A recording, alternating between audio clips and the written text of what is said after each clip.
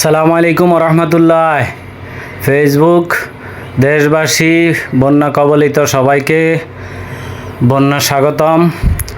এই যে আমাদের বাড়ির ঘর থেকে উঠালে নামলেই পানি থেকেই শুরু। এই হচ্ছে বাড়ির সামনের কল, সামনে কাছারি, মুক্তবঘর। এই আমাদের বিল্ডিং, সামনে পানি আসি গেছে পুরাই এক হাঁটু পরিমাণ পানি। দেখুন কি এক চরম অবস্থা, মানুষ পানিবন্দী হয়ে আছে। এই যে কেলার বেউরা বানাই রাখছে, এখন কেলার বেউরা চাওয়া উপায় নাই। পুকুরে মাছ তো চলে গেছে, তারপরও বাউন্ডারি দিয়ে রাখছে যা কয়টা রাখতে পারে। এই যে পানি কি পরিষ্কার, কিন্তু পানিবন্দী আছে চতুর্দিকে, পানি আর পানি, থই থই, যাকে বলা হয় পানিবন্দী বন্যা কবলিত এলাকা। এই হচ্ছে চাটখিলের বানসা গ্রামের পূর্বপাড়া অবস্থা। দেখুন এই বাড়ির সামনে কবরস্থান, একটু উঁচু জায়গা, মোটামুটি কবরস্থান উঁচু আছে। মানুষ মারা গেল মাটি দিতে পারবে। তারপরও দিন দিন নাকি পানি বাড়তেছে শুনতেছি, কোথাও কম কোথাও বেশি, এইভাবেই আছে।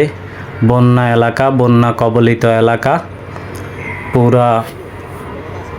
আজকে দেশের 1/3 মানুষ বন্যায় পানিবন্দী হয়ে আছে।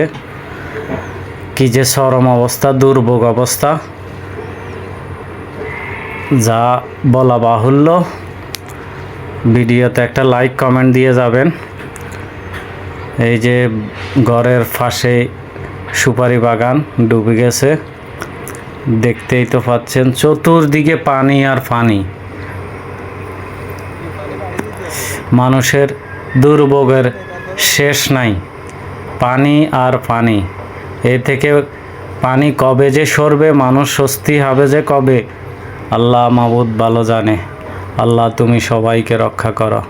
এ হচ্ছে আমাদের মসজিদ, মোহাম্মদিয়া জামে মসজিদের যে রাস্তাটাও ডুবে গেছে অলরেডি। বাড়ি থেকে মেইন রোড পর্যন্ত আধা কিলোমিটার রাস্তা পুরাটাই 1 হাঁটু পরিমাণ পানি জমে আছে। এই যে ডাইন দিকে চাটখিল, বাম দিকে বানসা বাজার। এই হচ্ছে অবস্থা বন্যা কবলিত এলাকা। সবাইকে ধন্যবাদ ভিডিওটা দেখার জন্যই।